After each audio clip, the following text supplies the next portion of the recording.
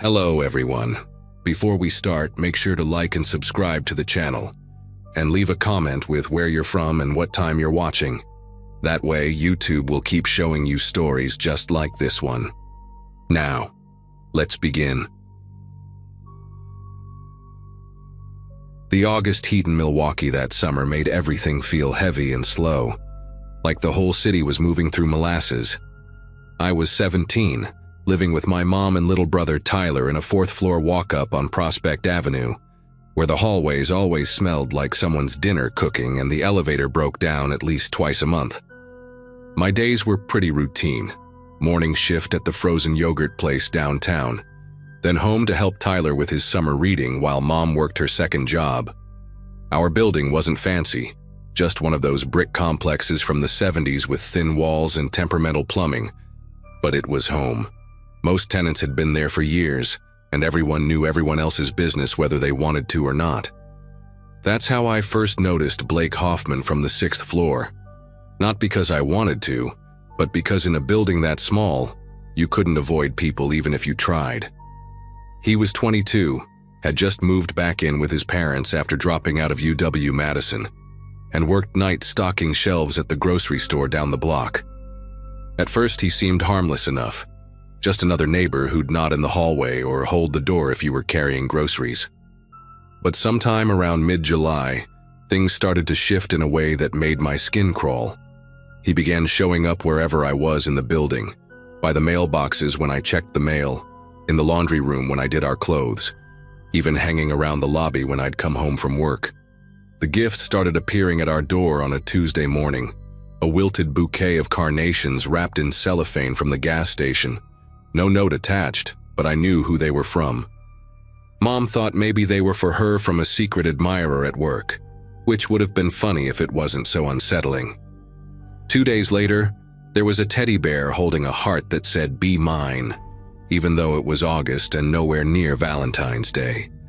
Then came the jewelry box with fake pearl earrings, left right on our doormat while we slept. Each time I tried to return them, sliding them under the Hoffman's door on the 6th floor, they'd reappear at hours within hours. Mrs.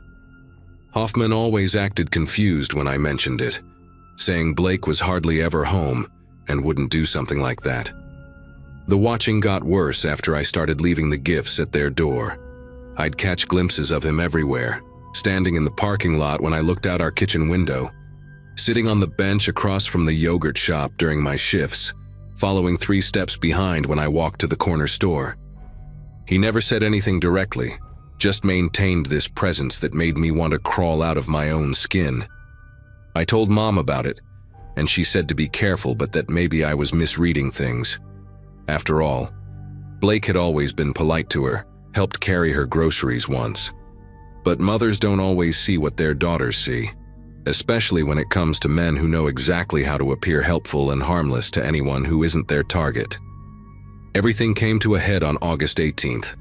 I remember the date because it was Tyler's 13th birthday, and we'd just finished his small party with a few friends from summer camp. Mom had worked a double shift to afford the PlayStation game he wanted, and she'd crashed early, exhausted. Around 9:30, I gathered up all the paper plates and pizza boxes to take to the dumpster behind our building. It was one of those thick, humid nights where the air feels like soup, and the streetlights were fighting through a haze of mosquitoes. I remember thinking how quiet the alley was, just the distant hum of traffic on Wisconsin Avenue, and someone's TV playing too loud through an open window. The dumpster area was poorly lit, just one flickering bulb that the landlord kept promising to fix but never did. The space between the dumpster and the brick wall created this narrow corridor that always gave me the creeps, but I'd done this hundreds of times before. I lifted the lid, tossed in the first bag, and was reaching for the second when I heard footsteps on the gravel behind me. Before I could turn around, a hand clamped over my mouth and an arm wrapped around my waist, yanking me backward into that dark space between the dumpster and the wall. The smell hit me immediately, stale cigarettes and that same cologne I'd noticed in the elevator, sharp and cheap, like something from the dollar store. "Finally got you alone," Blake whispered, his breath hot against my ear as he dragged me deeper into the shadows. My feet scraped against the concrete as I tried to dig my heels in, but he was stronger than his skinny frame suggested. The panic hit me in waves, my heart hammering so hard I thought it might burst, my lungs burning as I tried to scream through his palm pressed against my mouth. He kept muttering things, crazy things about how I'd been playing hard to get, how I'd embarrassed him in front of his parents, how he'd been patient but was done waiting. His grip tightened as he pushed me against the wall, and I could feel the rough brick catching on my shirt, scratching my back. That's when survival instinct kicked in. I bit down hard on his palm and threw my elbow back into his ribs with everything I had. He cursed and loosened his grip just enough for me to scream. Not a word, just this raw, primal sound that tore out of my throat. Then came the miracle. Headlights swept across the alley entrance, and I heard a car door slam. "Hey! What's going on back there?" A man's voice, urgent and commanding. Blake tried to pull me further into the darkness, but the delivery driver was already running toward us, his phone flashlight cutting through the shadows. He was huge, probably 6'4", built like a linebacker, wearing a neon yellow Papa John's shirt that seemed to glow in the darkness. Blake released me so suddenly I stumbled forward, my legs like jelly.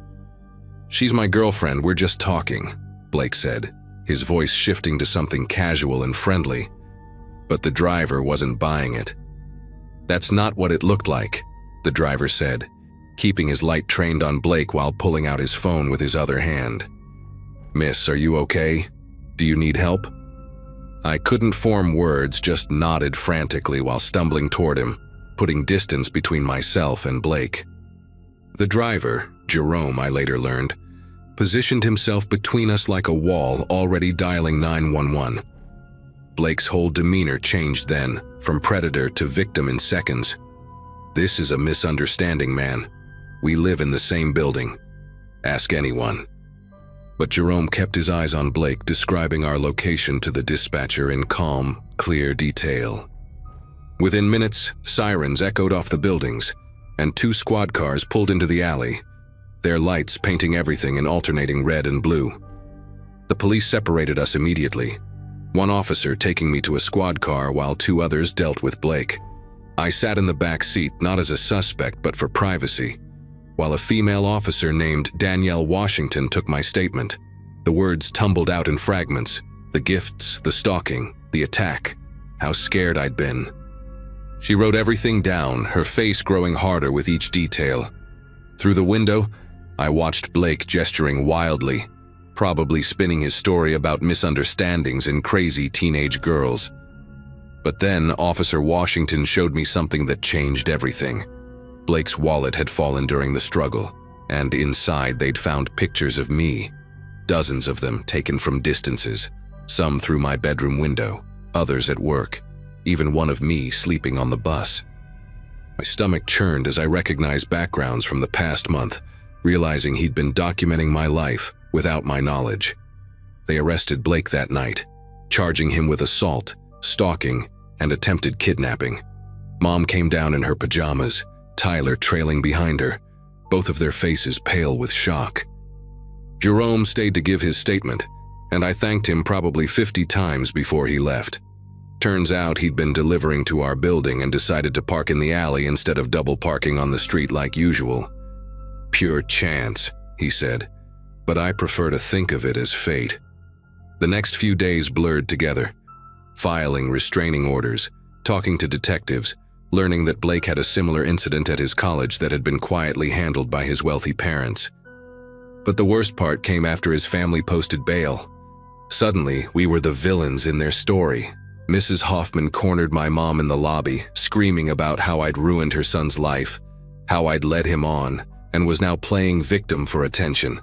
The harassment from the Hoffman family escalated quickly. Dead rats appeared on our doorstep, our car tires were slashed twice, and someone spray-painted "liar" across our door while we slept. Other tenants started avoiding us, not wanting to get involved in the drama. The final straw came when Tyler found a note in his backpack after school that said, "Your sister destroyed my family. Watch your back."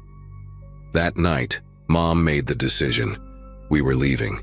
Within 2 weeks, we'd packed everything and moved 40 miles north to Sheboygan, where Mom's cousin helped us find a new place. Blake eventually took a plea deal, 2 years in prison, 5 years probation, and a permanent restraining order. But even now, 5 years later, I still check behind dumpsters before throwing out trash. Still feel my chest tighten when I smell that dollar store cologne. Still look for exits whenever I enter a new space. Some lessons you learn through fear become part of your DNA. Survival instincts earned through moments you wish you could forget.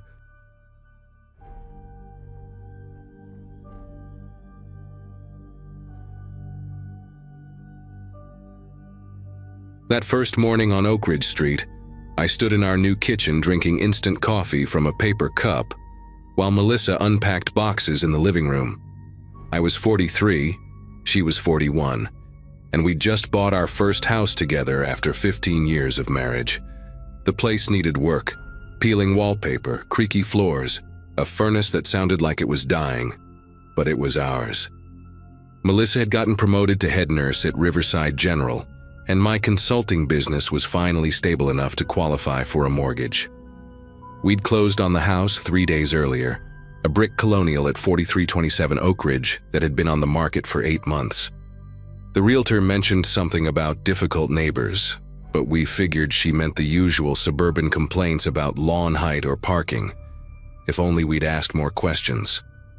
Our first hint that something was wrong came around noon when I was hauling a bookshelf up the front steps.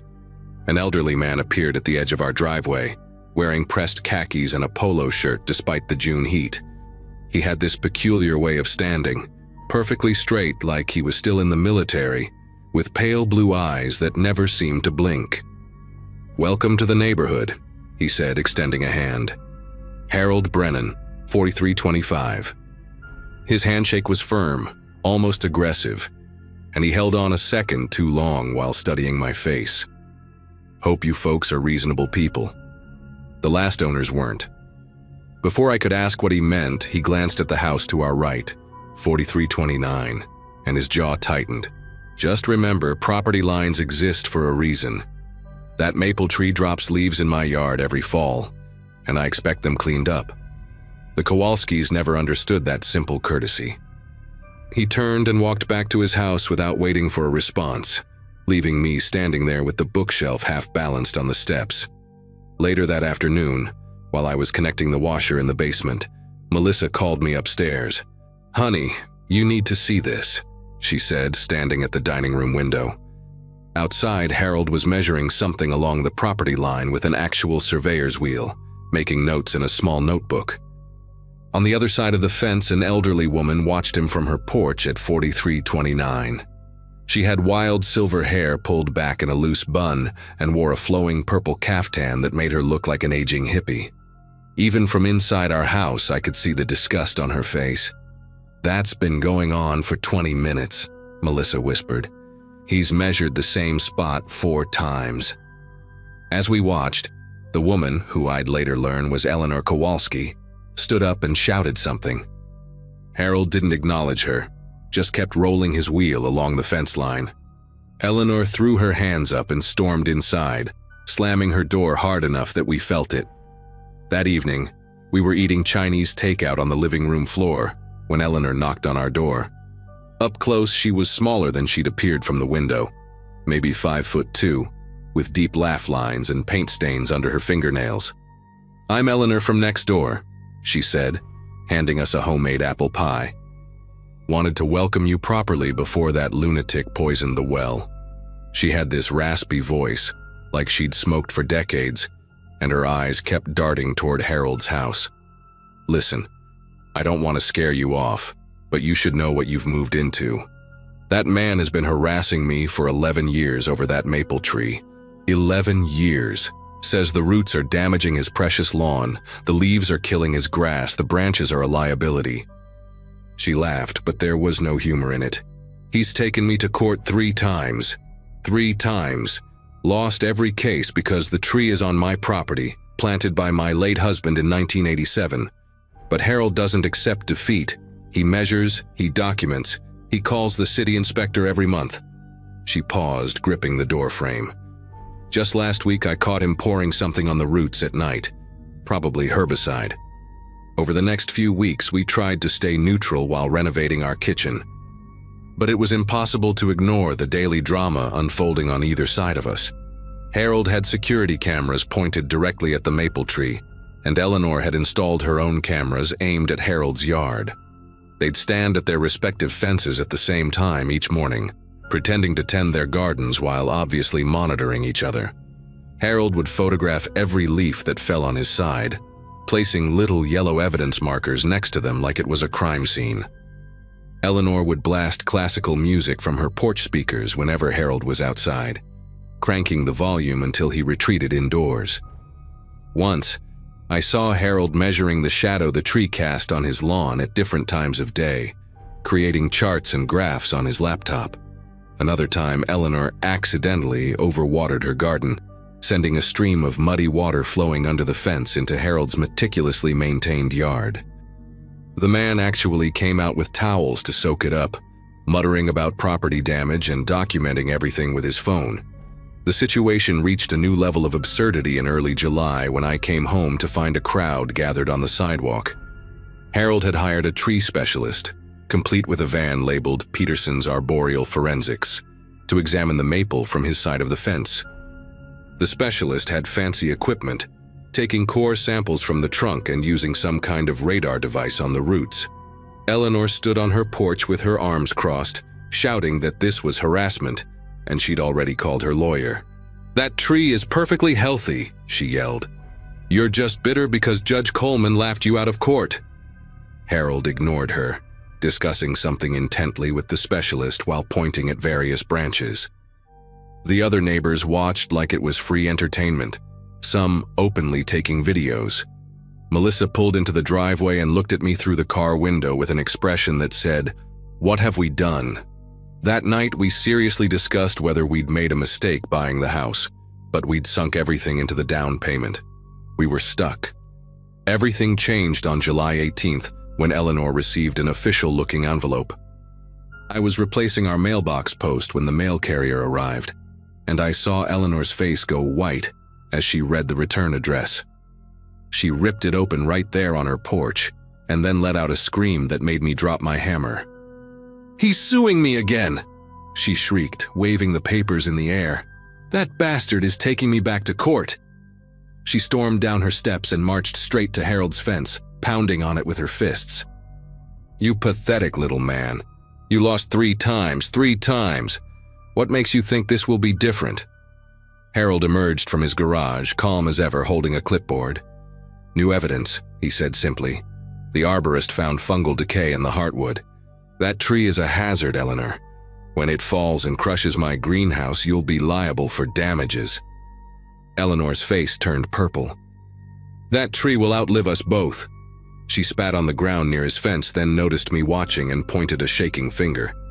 "You're a witness. Remember this harassment." She stormed back inside, and I heard dishes breaking. The court date was set for July 30th, and the entire street held its breath during those 12 days. Eleanor hired 3 different arborists who all declared the tree healthy, posting their reports on telephone poles like wanted posters. Harold countered by installing motion sensor floodlights that would illuminate the tree whenever anything moved near it, turning Eleanor's backyard into a prison searchlight scenario every time a cat walked by. He also started a petition, going door to door asking neighbors to sign a statement about the tree being a public nuisance. Most people refused, but a few signed just to get him off their porches. Eleanor retaliated by hosting loud garden parties every evening, inviting friends who would all park directly in front of Harold's house. During one party, someone, Eleanor swore it wasn't her, spray-painted "tree killer" on the sidewalk in front of Harold's driveway. He spent hours scrubbing it off with a pressure washer, photographing every angle for evidence. Melissa and I started parking in our garage and using our back door exclusively, avoiding any chance of being drawn into conversations with either of them. The morning of July 30th arrived with an oppressive heat that made the air shimmer. Harold left his house at 7 a.m. sharp, wearing a full suit despite the temperature already hitting 85 degrees. He loaded 3 banker's boxes of documents into his sedan, each one meticulously labeled.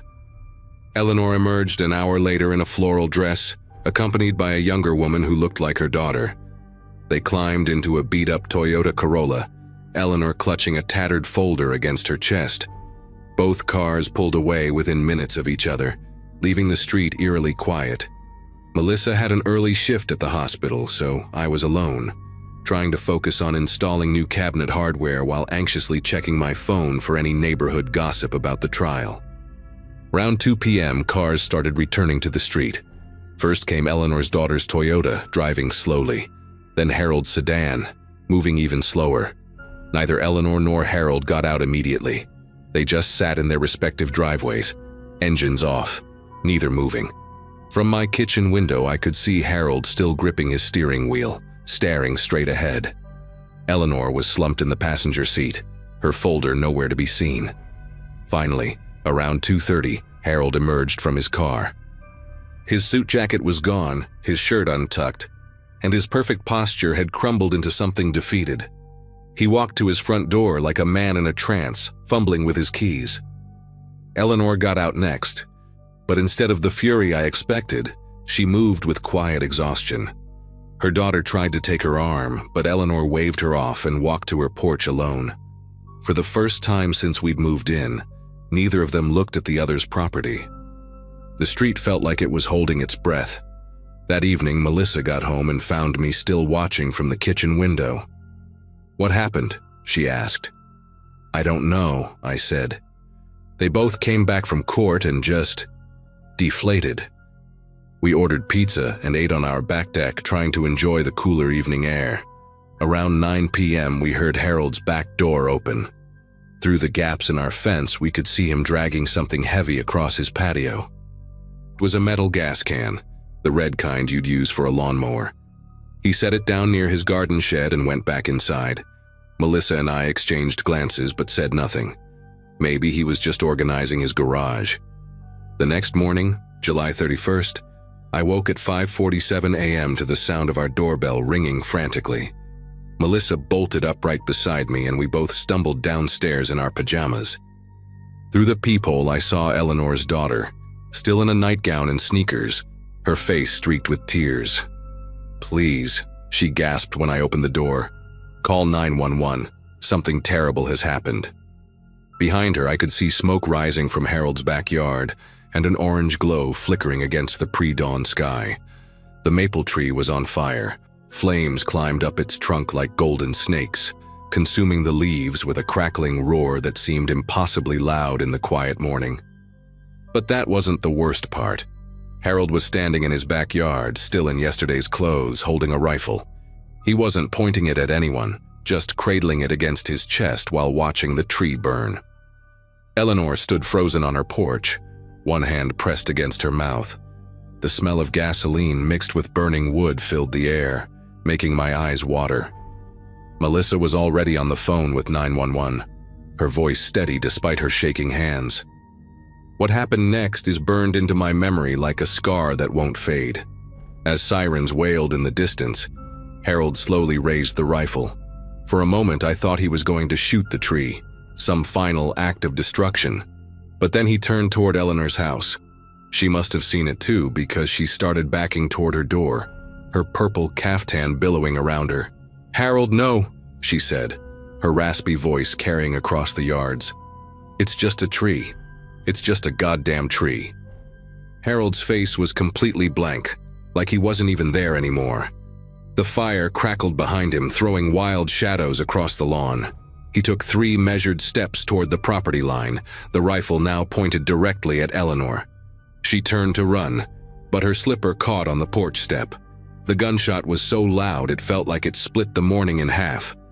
Eleanor crumpled onto her porch, and her daughter's scream merged with the approaching sirens. Harold stood there for another moment, then turned the rifle on himself before anyone could stop him. I pulled Melissa back inside and slammed the door, but we could still hear everything, the sirens, the shouting, the tree continuing to burn as if nothing had happened. The police and paramedics swarmed Oak Ridge Street within minutes, but it was too late for both of them. They covered Harold's body with a yellow tarp right there in his perfectly manicured yard. while EMTs worked frantically on Eleanor before carrying her away. Her daughter rode in the ambulance, but I heard later that Eleanor was pronounced dead at the hospital. The fire department put out the burning maple tree, leaving behind a blackened skeleton that somehow looked even more tragic than the bodies. Melissa and I spent hours giving statements to different officers, repeating the same details over and over. Harold had lost the court case, they told us. The judge had not only ruled in Eleanor's favor again, but had issued a restraining order preventing Harold from any further legal action regarding the tree. He'd also been ordered to pay Eleanor's legal fees, nearly $40,000. The young officer taking my statement shook his head.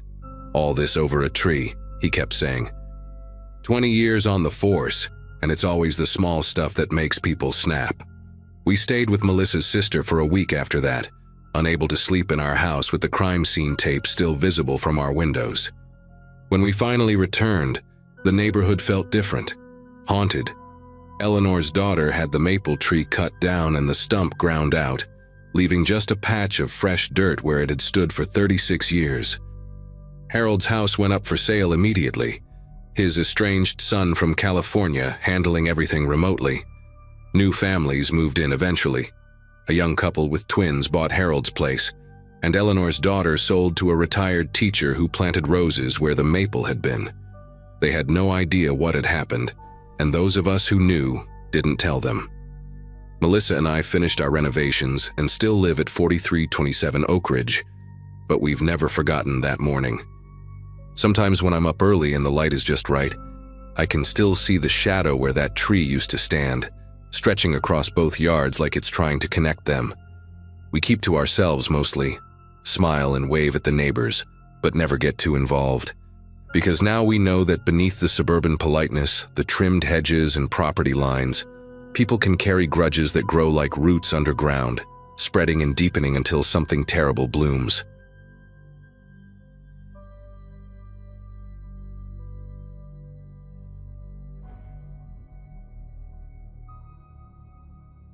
Night shifts at St. Mary's Hospital had become my normal routine by the time I turned 28.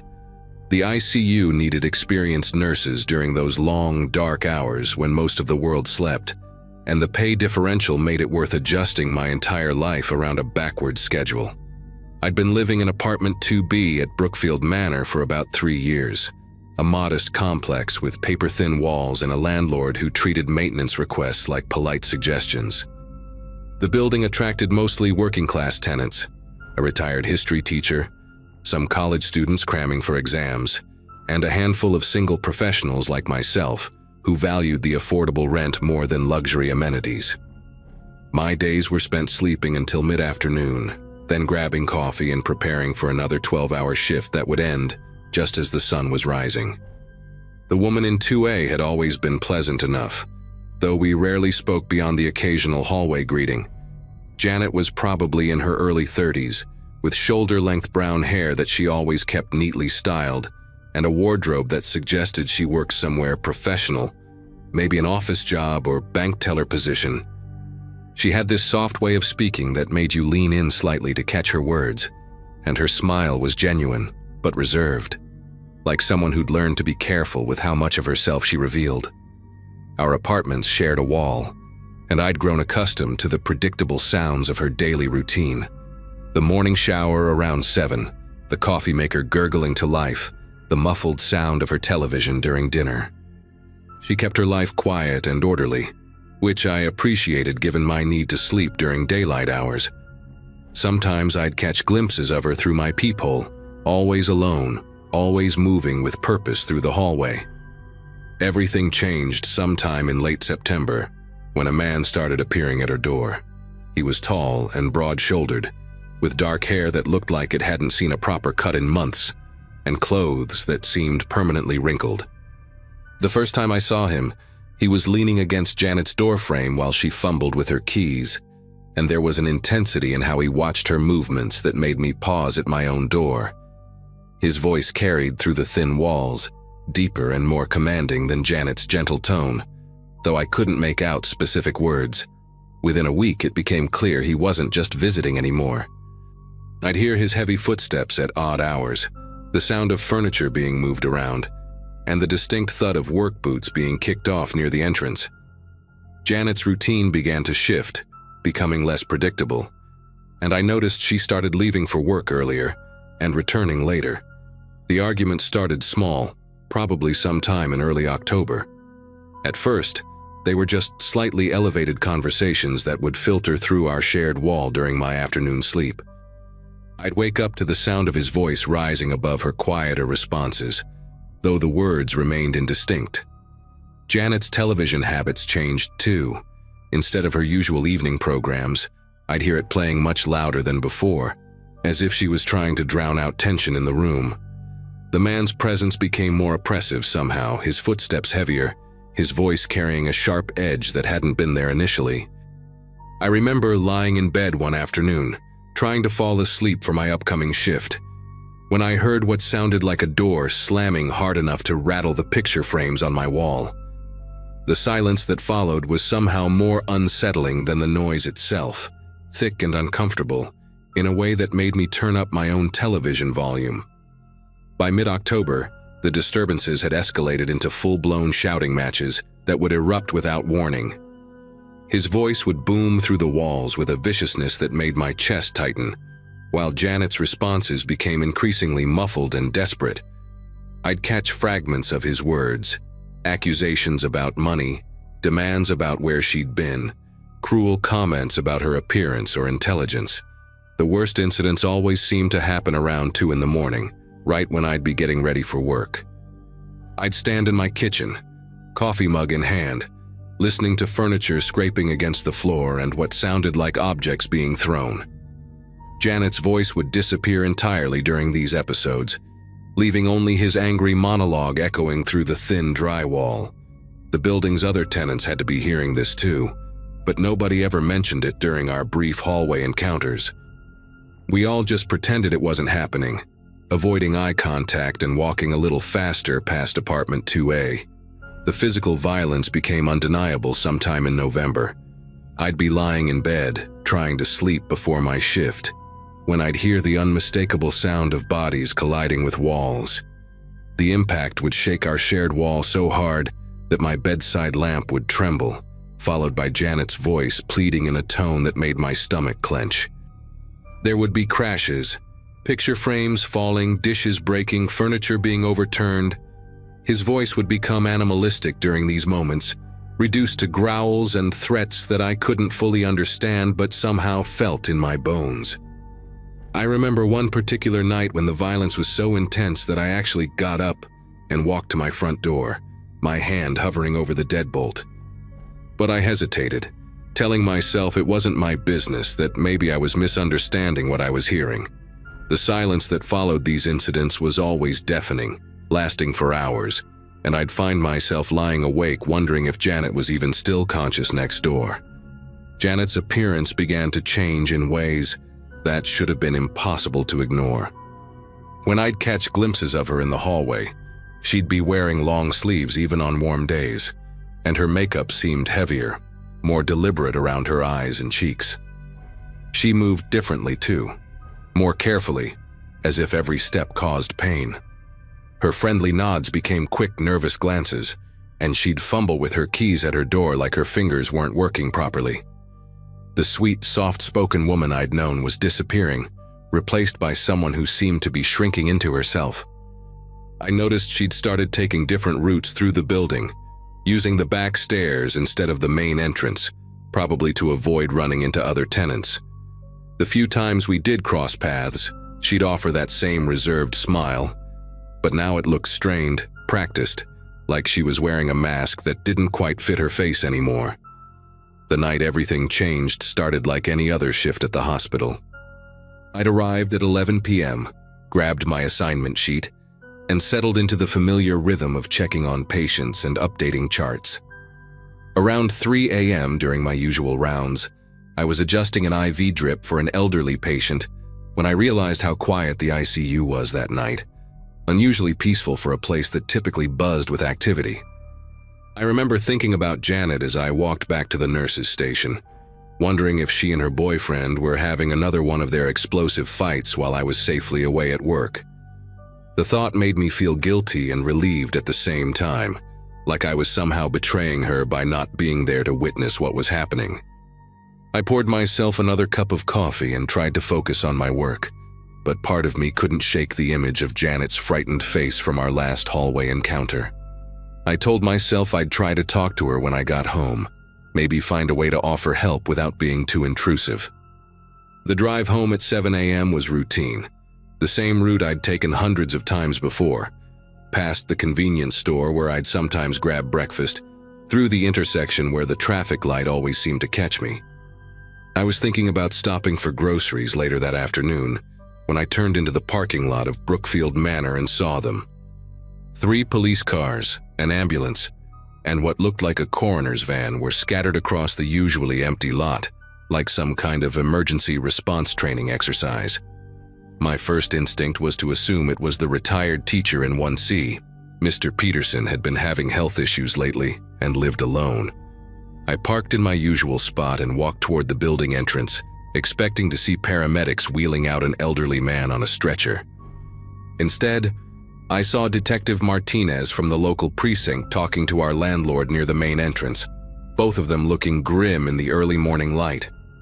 The detective was taking notes in a small leather notebook, and our landlord kept shaking his head like he was trying to deny whatever he was being told. The reality hit me when I saw them wheeling the gurney out of the building. The shape under the white sheet was too small to be Mr. Peterson, and the way the officers were handling the scene, with that careful, reverent silence that comes with violent death, told me this wasn't a natural passing.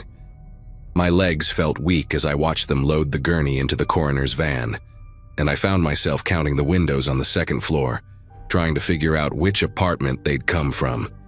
When Detective Martinez approached me, his expression was professional but tired, like he'd been working this case for hours already. He introduced himself and asked if I lived in the building, then pulled out his notebook again when I told him I was in 2B. His next question made my world tilt sideways. "Did you know your neighbor Janet Morrison well?" The use of past tense sent a chill through me that had nothing to do with the cool morning air, and I realized I'd been holding my breath since I first saw the emergency vehicles. Detective Martinez explained that Janet had been found dead in her apartment around 5 a.m. when her boyfriend called 911, claiming he'd discovered her body when he came home from work. The detective's tone was carefully neutral, but I could hear the skepticism underneath as he described the scene. Janet had suffered severe head trauma, and the apartment showed signs of a violent struggle: overturned furniture, broken dishes, blood on the walls. The boyfriend, whose name was Kevin Hartley, was being questioned downtown, though he hadn't been officially arrested yet. As the detective spoke, I felt a crushing weight settle on my chest, realizing that every sound I'd heard through those thin walls had been real, that Janet had been dying slowly while I convinced myself it wasn't my responsibility to intervene.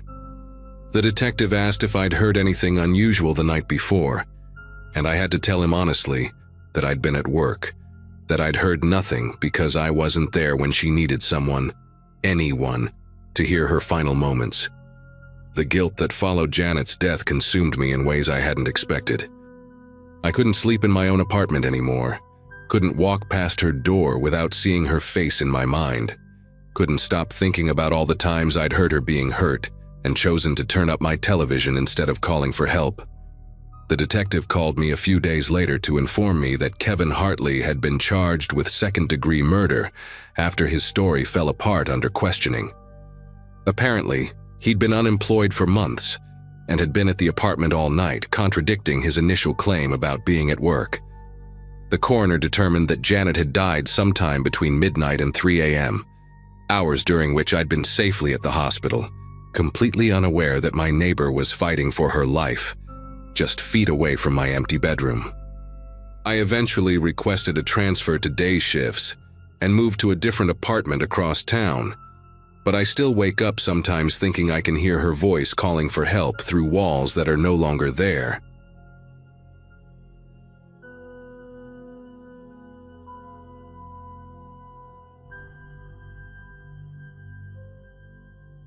College was supposed to be the best years of my life, or at least that's what everyone kept telling me.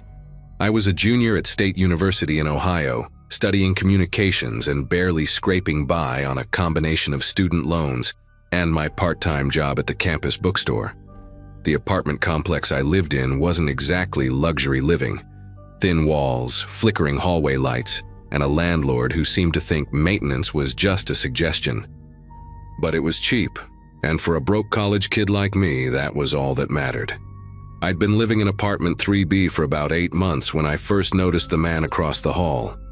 He was probably in his early 30s, average height, with sandy brown hair that always looked freshly combed and these pale blue eyes that seemed to take in everything around him. What struck me most was his smile, not because it was particularly warm or friendly, but because it never seemed to leave his face. The first time we actually crossed paths was on a Tuesday morning in October 2022. I was rushing out to my 8 a.m. psychology class, fumbling with my keys and trying to balance my coffee and backpack, when I heard his door open. "Good morning," he said, and when I turned around, there he was, perfectly dressed in khakis and a button-down shirt, that constant smile stretching across his face like it had been painted on. I mumbled something back about it being a good morning and hurried toward the stairs, but I could feel his eyes following me the entire way down the hall. There was something about the way he stood there, perfectly still in his doorway, watching me leave, that made my skin crawl just a little bit. Over the next few weeks, this became our routine, him appearing in his doorway whenever I came or went, always with that same greeting, always with that same unnerving smile. He never offered his name, never tried to make small talk beyond those 2 words, and I started to realize I'd never actually heard him speak to anyone else in the building. What really started to bother me wasn't just his strange behavior, but the timing of it all. No matter what time I left my apartment, whether it was 6 a.m. for an early shift at the bookstore or 11 p.m. coming back from the library, he somehow always seemed to know. I'd hear the soft click of his deadbolt turning just as I stepped into the hallway, and there he'd be, emerging from 3C like he'd been waiting right behind the door. My roommate Jake thought I was being paranoid when I mentioned it to him one night over pizza. "Maybe the dude just has really good hearing," he said, not looking up from his economics textbook. But Jake didn't live on the 3rd floor. He didn't see the way the man's eyes would linger on me, or how he'd stand there for a full minute after I'd already turned the corner, just watching the empty space where I'd been. I started timing my exits differently, trying to catch him off guard, but it never worked. He was always there, always smiling, always watching. The smell started sometime in November, right around finals week when stress was already making everyone in the building a little on edge. At first, I thought maybe someone had left garbage in the hallway or that there was a problem with the building's ancient plumbing. It was a sweet, cloying odor that seemed to hang in the air near his door, getting stronger as the days went by. I mentioned it to Mrs. Chen, the elderly woman who lived in 3A, when I ran into her checking her mail. She wrinkled her nose and nodded knowingly. "I smell it too," she whispered, glancing nervously toward 3C. "Smells like something died in there." The way she said it, with such certainty, made my stomach turn. I started taking the stairs 2 at a time when I passed his door, holding my breath until I reached the safety of my own apartment. But even with my door locked and my windows open, I couldn't shake the feeling that something was seriously wrong just 20 feet across the hall.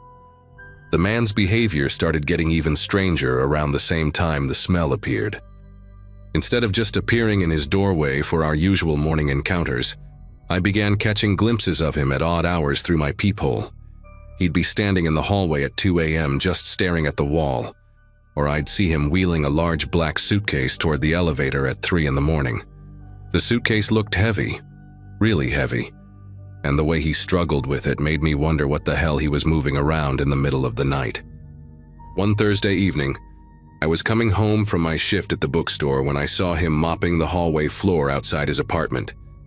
The entire area was soaked with what looked like bleach, and he was scrubbing so vigorously that the muscles in his arms were straining against his shirt. When he saw me, that smile appeared again, but this time it seemed forced, like he was trying too hard to appear normal. Spring cleaning, he said, even though it was nearly December.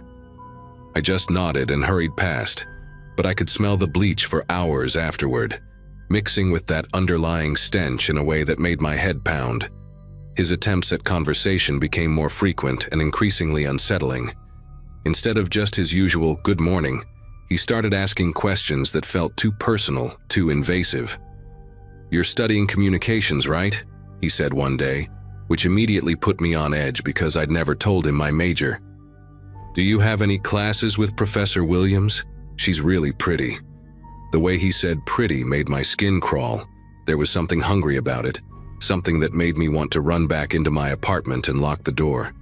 Another time he asked if I had a girlfriend, and when I said yes, he tilted his head and said, "She must be special. I bet she's got beautiful hair." I started lying about having a girlfriend just to avoid those conversations, but it didn't seem to matter. He'd find new ways to make me uncomfortable, asking about my schedule, my friends, my family back home. I began leaving earlier and coming home later, trying to avoid him altogether. But somehow he always seemed to know when I was around. The breaking point came on a Friday night in early December. I'd been out late studying at the library with some classmates, and I didn't get home until almost midnight. The hallway was darker than usual. One of the fluorescent lights had burned out, and the smell was so strong that it hit me like a physical wall the moment I stepped off the elevator. I was fumbling with my keys, trying to get into my apartment as quickly as possible, when I heard his door creak open behind me. "Working late again?" he said, and his voice sounded different somehow, rougher, more excited. When I turned around, he was standing there in the doorway, but this time he wasn't wearing his usual neat clothes. His shirt was wrinkled and stained with something dark, and his hair was disheveled like he'd been running his hands through it. The worst part was his eyes. They were wide and bright, almost manic, like he was high on something. "I've been waiting for you," he said, taking a step closer. "I have something I want to show you." Every instinct I had was screaming at me to get away from him, but my keys were still tangled in my fingers and my apartment door felt impossibly far away. "Maybe another time," I managed to say, finally getting my key into the lock. But he kept talking, his voice getting more animated with each word. "She's really beautiful," he said, and I could hear him moving closer behind me. "I think you'd like her. She's got the most amazing eyes. So blue, so clear. They're still so clear." The way he said "still" made something cold settle in my chest, and I practically threw myself through my door the second it opened. I slammed it shut behind me and immediately turned all 3 locks, my heart pounding so hard I thought it might burst. Through the peephole, I could see him standing in the hallway for another 10 minutes, just staring at my door with that horrible smile on his face. That night, I called my parents and told them I was thinking about transferring schools, but I couldn't explain why without sounding completely insane. The next morning, I woke up to the sound of sirens. At first, I thought it was just another ambulance heading to the hospital down the street, but the sound kept getting closer and closer until it seemed like it was right outside my building. I looked out my window and saw 3 police cars parked in the lot, their red and blue lights flashing against the gray December sky. My phone was buzzing with texts from other residents asking if anyone knew what was happening, but nobody seemed to have any real information. I threw on some clothes and crept out into the hallway, where I found Mrs. Chen standing by her door in her bathrobe, clutching a cup of coffee with shaking hands. "They went into 3C, she whispered when she saw me. "About 20 minutes ago. They had masks on their faces and everything." We stood there together, watching as more officers arrived, including some in plain clothes who looked like detectives. The smell in the hallway was overwhelming now, so strong that one of the officers actually gagged and had to step back outside for fresh air. What happened next is burned into my memory forever. The door to 3C opened, and 2 officers emerged, both looking pale and shaken.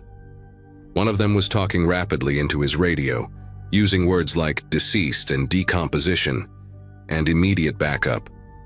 Behind them came a detective, a middle-aged woman with short gray hair who looked like she'd seen everything there was to see in her career.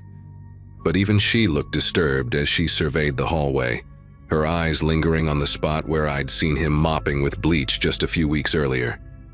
"We need to evacuate this floor," she said to the officers, her voice crisp and professional, "and get the coroner down here immediately." That's when I realized what the smell had been all along, and why he'd been so strange, so excited, so eager to show me something beautiful with clear blue eyes. Mrs. Chen grabbed my arm so tightly I thought she might leave bruises, and we both backed away toward the stairs as more people in hazmat suits began filing into the building. The detective noticed us watching and approached, her expression grim. "Did either of you know the occupant of 3C?" she asked, and when we both shook our heads, she seemed relieved. "Good. We're going to need to talk to everyone on this floor, but first we need to get you somewhere safe." The full story came out over the next few days through news reports and police interviews. The man in 3C, whose name turned out to be Robert Grimsby, had been keeping the body of a missing woman named Ashley Thompson in his apartment for almost 3 weeks. She'd been a student at the community college across town, just 22 years old, with long blonde hair and those clear blue eyes he'd been so excited to tell me about. The police said she'd probably been dead since mid-November, right around the time the smell started. They found evidence that he'd been interacting with her body, talking to it, treating it like she was still alive. The detective told me later that he'd been planning to move her somewhere else. That's what the suitcase had been for. But he'd gotten too comfortable, too confident that nobody would figure it out. What haunts me most is that I was supposed to be his backup plan. They found a notebook in his apartment filled with detailed observations about my schedule, my routines, even sketches of what I looked like from different angles. The last entry, dated the night before the police arrived, simply said, "If something happens to Ashley, the boy across the hall would be perfect. Same eyes, same build. He trusts me." I moved out of that building the next week and never looked back, but sometimes I still wake up in the middle of the night, wondering what would have happened if I'd accepted his invitation to see something beautiful that Friday night in December.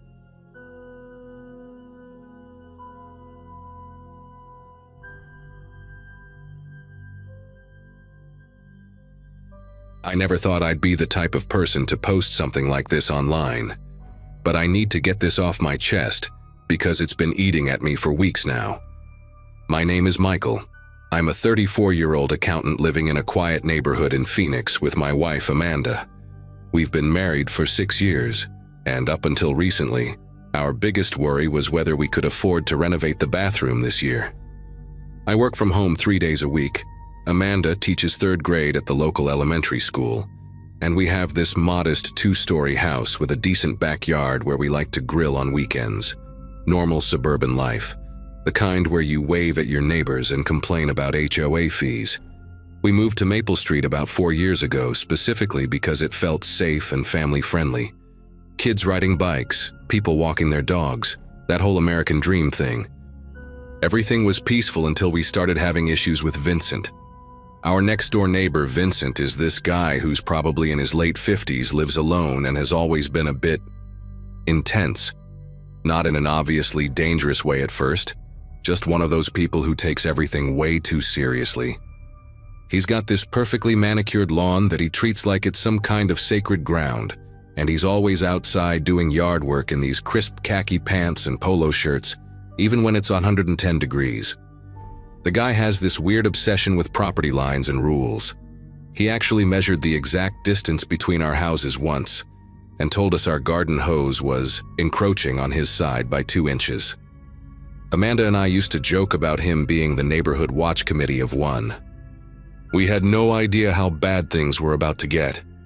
The first real sign of trouble started about 8 months ago, when Amanda took a shortcut through our backyard to get to the mailbox, and apparently stepped on a tiny corner of his grass. Vincent came marching over that same evening, red-faced and practically vibrating with anger. He started yelling about trespassing and property damage, like Amanda had driven a truck through his roses instead of stepping on some grass.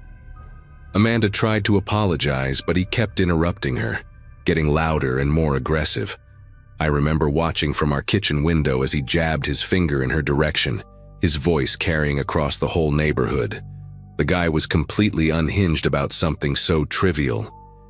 That night, he actually left a printed letter in our mailbox, not handwritten but typed out on his computer, detailing the boundaries of his property and threatening to call the police if we violated his space again.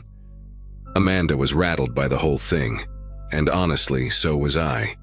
We'd never dealt with someone who escalated so quickly over nothing, but we figured he'd calm down and we'd all move on. The next few weeks were tense but manageable. Vincent would stare at us whenever we were outside, and he started putting up these little orange flags along the property line like we were construction workers who couldn't figure out where his yard ended. He also installed this motion-activated spotlight that would blast our bedroom window every time a cat walked by. Amanda started avoiding that side of the yard entirely, and I found myself checking to make sure he wasn't watching before I went outside to grab the mail. The guy had this way of making you feel like you were always doing something wrong, even when you were just living your life.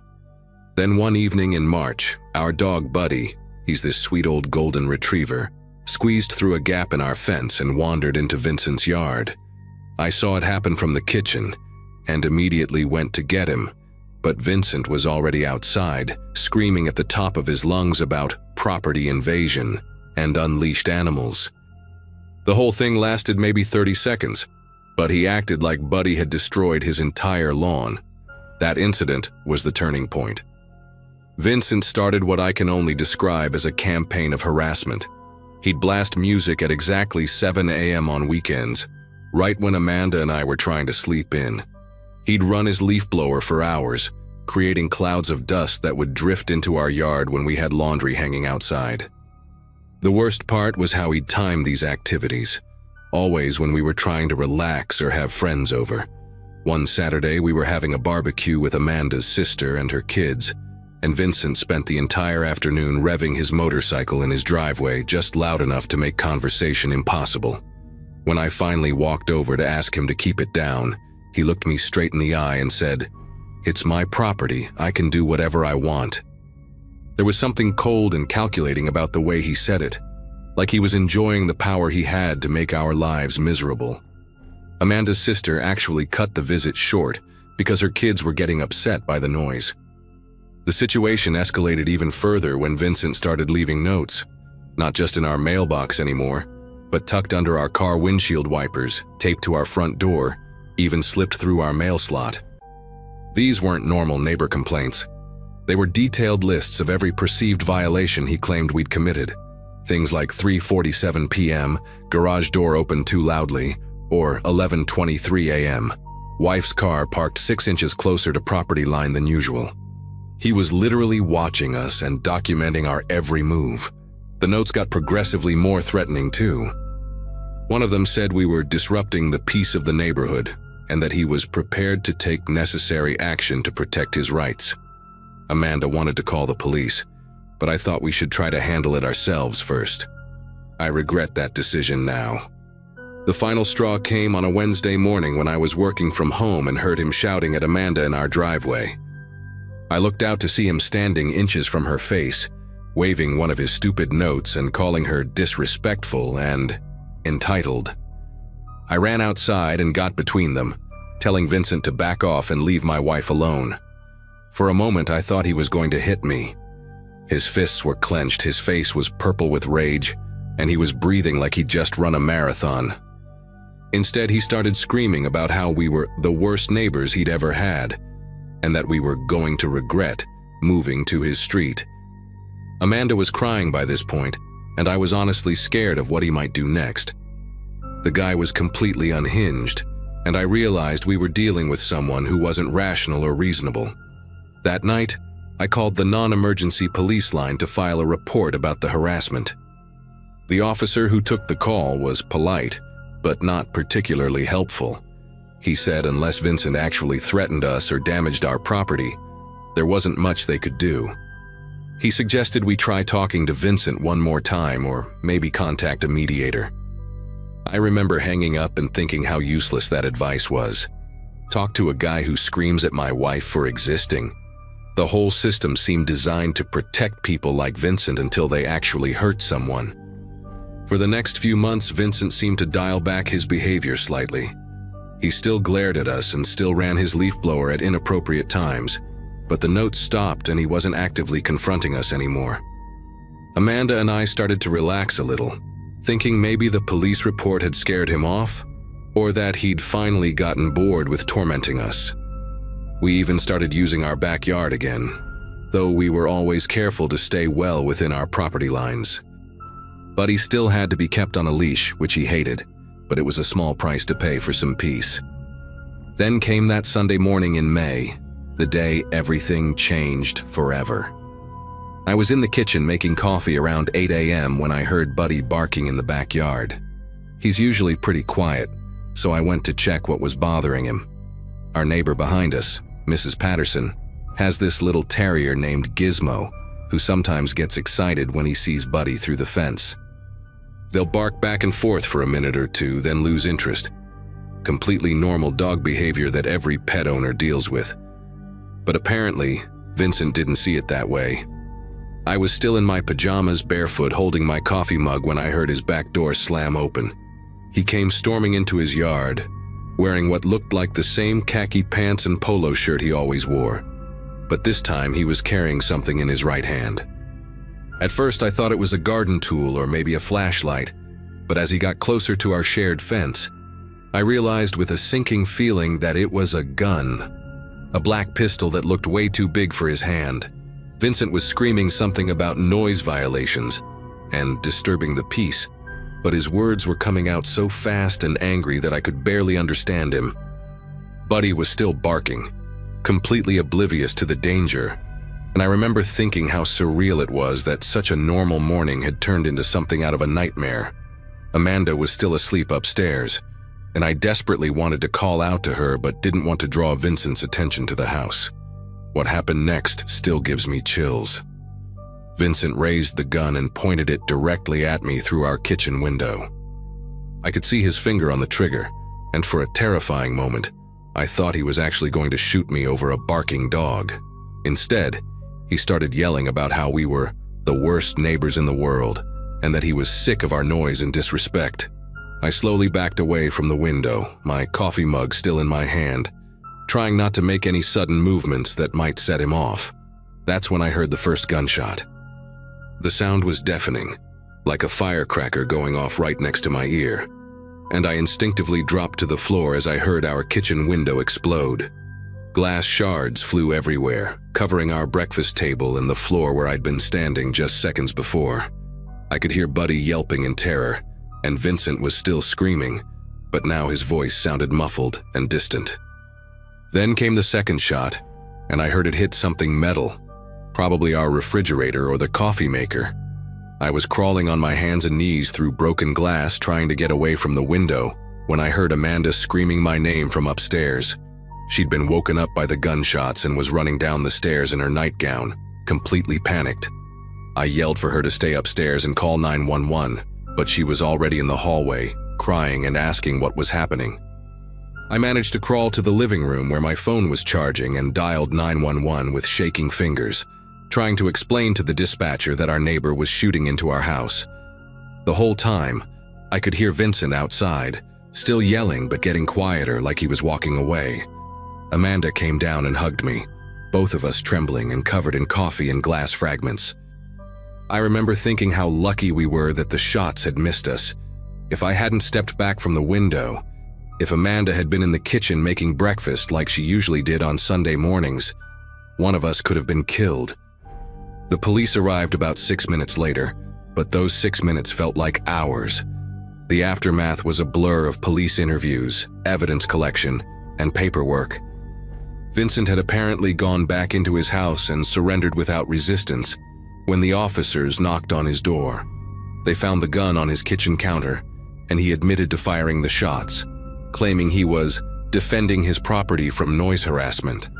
The detective who interviewed us said Vincent would be charged with aggravated assault and reckless endangerment, but that it could take months before we'd see any real resolution. Our insurance covered the window replacement and kitchen repairs, but they couldn't fix the feeling of being violated in our own home. We installed security cameras, changed our daily routines, and started parking in the garage instead of the driveway. Amanda has trouble sleeping now, and I find myself checking the locks multiple times before bed. Vincent was released on bail pending trial, and even though there's a restraining order in place, we know he's still living right next door. We're moving next month to a house across town, and honestly, I can't wait to leave this place behind. Sometimes I wonder if we should have taken his harassment more seriously from the beginning, but who expects their neighbor to start shooting over a barking dog?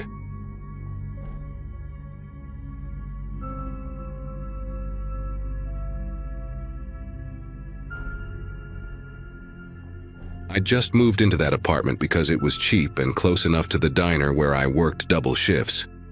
The place was one of those older red brick complexes shaped like a horseshoe, with a cracked courtyard in the middle, and a busted laundry room that always smelled like mildew. It wasn't much, but it was quiet enough, and the rent didn't eat me alive. Most of the other units seemed occupied by people who kept to themselves, except for the woman in 6B. She had a little boy who always wore dinosaur pajamas and carried this plastic flashlight around even during the day. Her name was Rachel. I only learned that because the kid, Logan, shouted it constantly while chasing pigeons in the courtyard. She must have been around my age, maybe a bit older, but looked permanently worn out.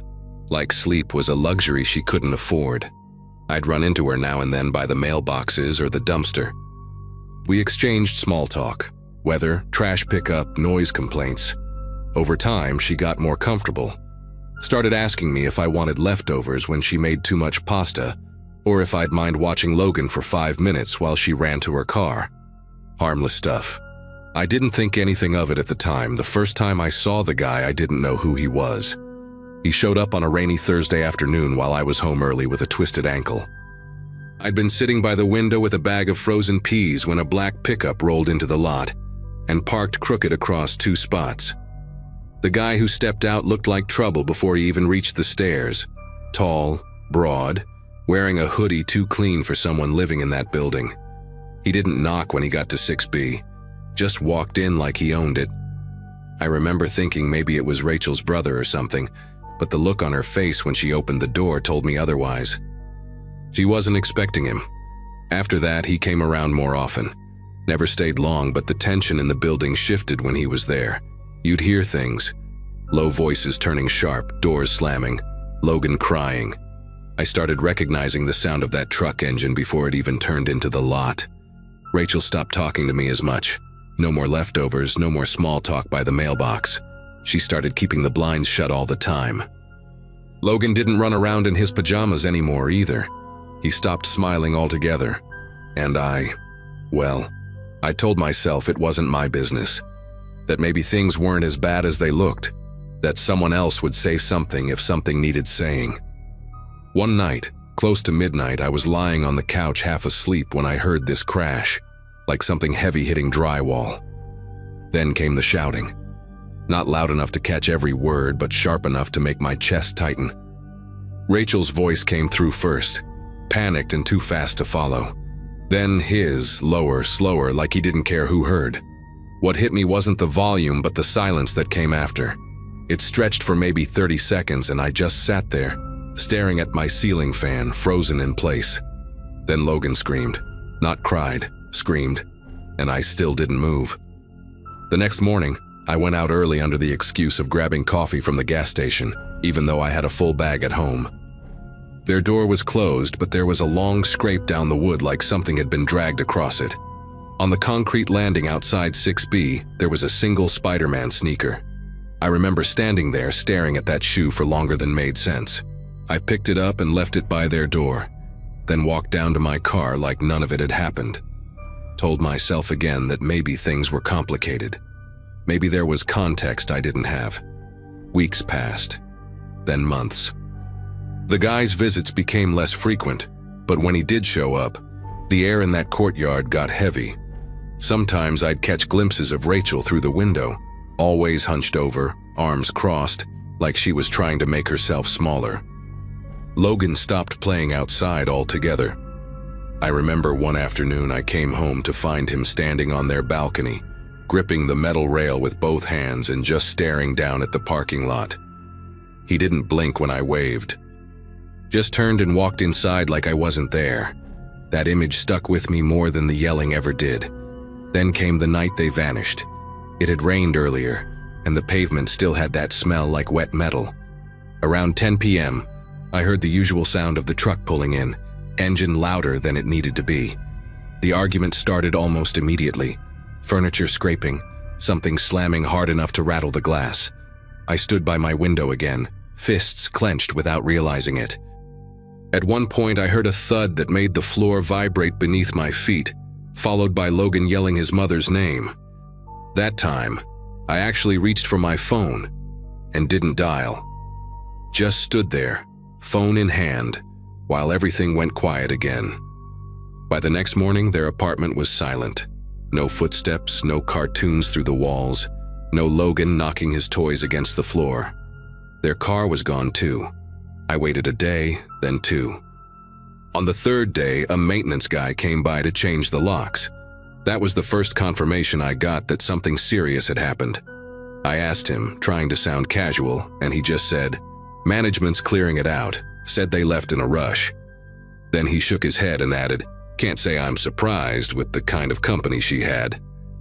That was it. No one else asked. No one else said a word.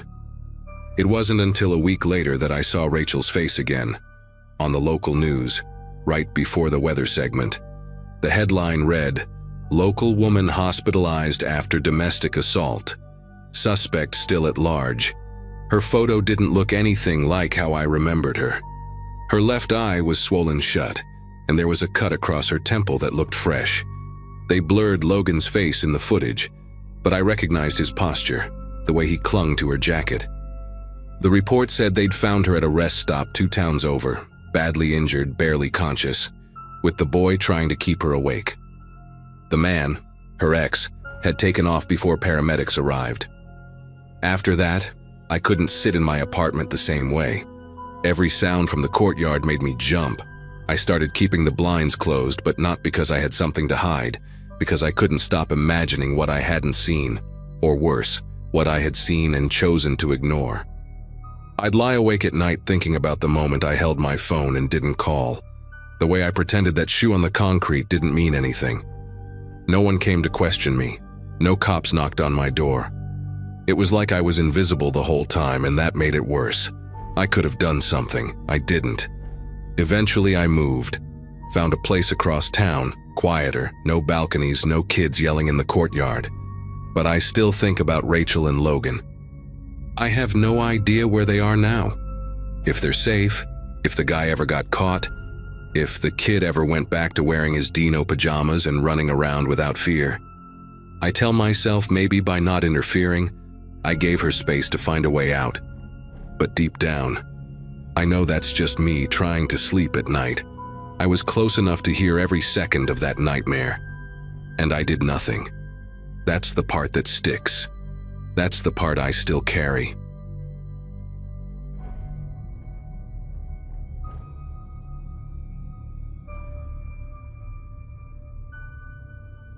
People always talk about how nothing ever happens in the suburbs, but that's not true. I grew up in a small cul-de-sac outside of Des Moines, where everyone knew what kind of cereal their neighbors ate for breakfast, and still somehow missed the darkest things happening right next door. Back then, I was 16, stuck between AP classes and mowing lawns for gas money. My parents worked a lot. My dad in logistics, my mom managing a dentist's office. So I had the kind of freedom most kids that age shouldn't have. I spent a lot of afternoons riding my bike around the neighborhood or just killing time on my phone in the garage. Windows open, music low enough not to piss off the retirees across the street. There was this house at the end of the cul-de-sac. Brown shutters, cracked driveway. Always looked like it was stuck in a thunderstorm even when the sun was out. That's where the Halverson family lived.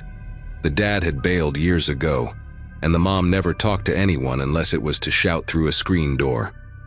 The older son, Curtis, was probably 19 at the time, and had that sort of wired, twitchy energy like a dog raised on fireworks. Most people avoided them, but not their daughter, Mia. She was a year younger than me, quiet, always reading on the porch steps or sketching in a notebook she guarded like it held nuclear codes. We started talking by accident one afternoon. I was fixing my bike chain, swearing under my breath, and she was walking by with her sketch pad. She stopped, crouched next to me, and offered me a paper towel from her backpack. That was it.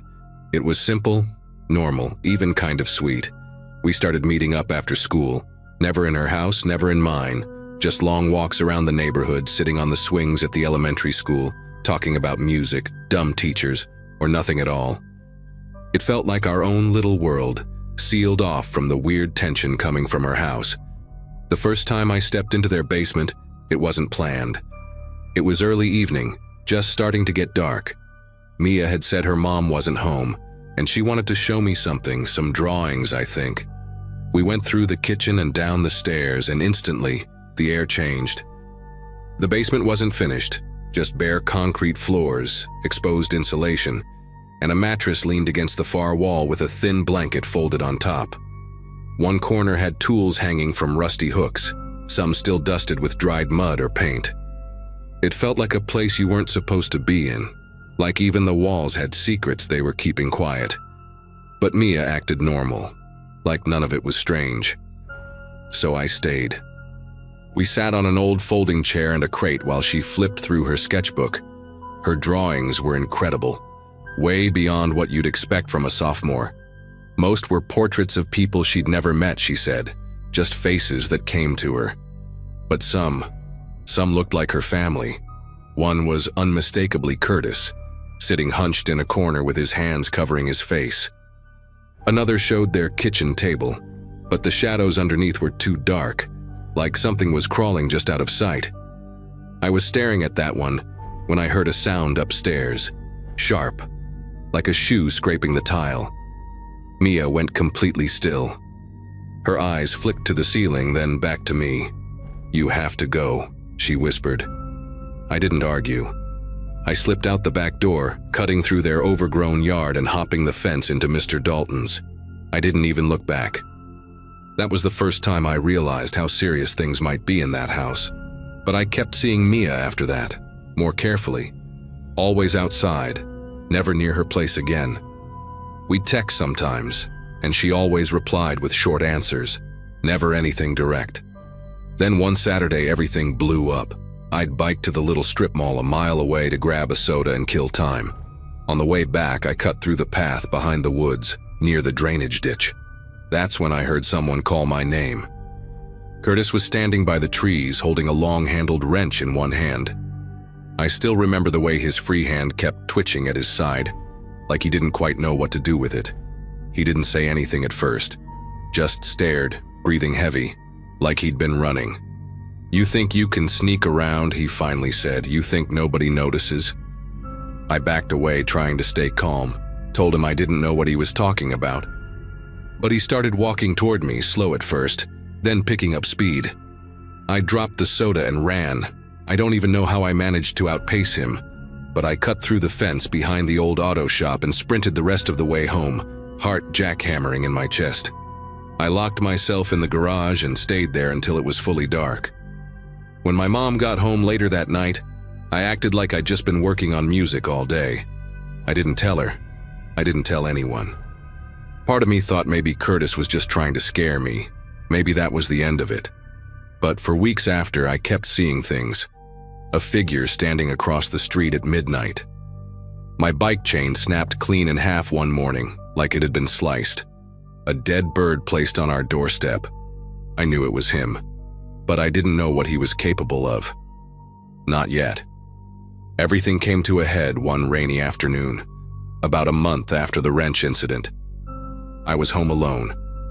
My parents were out shopping for a new dryer, and I'd just finished reheating leftover pizza when the power went out. Not the whole neighborhood, just our house. I looked outside and noticed every other porch light still glowing. That was the first crack in the air. I grabbed the flashlight from under the sink, walked to the basement door, and saw that it was slightly open. We never left it like that. I stood there for a second, trying to convince myself it was just the draft. But then I heard the creak of a footstep on the basement stairs. Something took over in me. I didn't try to confront whoever it was. I didn't play hero. I ran out the front door barefoot, sprinted 2 houses down, and banged on the Dorsey's door until Mr. Dorsey opened it, holding a mug of tea in his flannel pajama pants.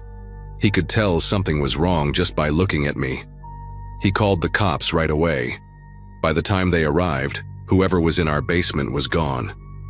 But the back window had been jimmied open, and someone had left behind muddy prints across the floor.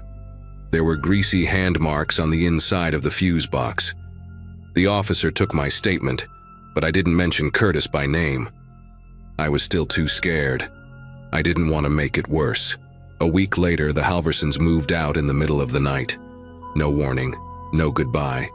Just a U-Haul and a flickering porch light that went dark before sunrise. I never saw Mia again. Never heard from her either.